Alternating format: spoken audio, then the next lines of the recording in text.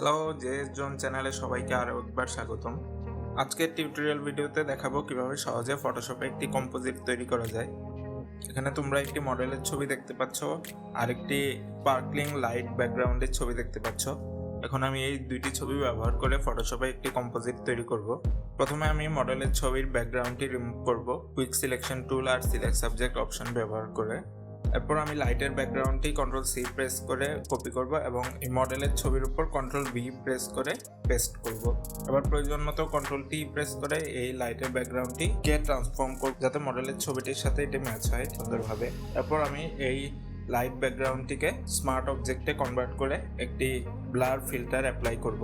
এভাবে খুব সহজে ফটোশপে আমরা কম্পোজিট তৈরি করতে পারি। আশা করি টিউটোরিয়াল থেকে তোমরা নতুন কিছু শিখতে পেরেছো। প্রতিদিন এরকম নতুন নতুন ফটোশপ টিপস আর ট্রিক্স পেতে জেএস জোন চ্যানেলটি সাবস্ক্রাইব করে বেল আইকনটি বাজিয়ে দাও। ধন্যবাদ।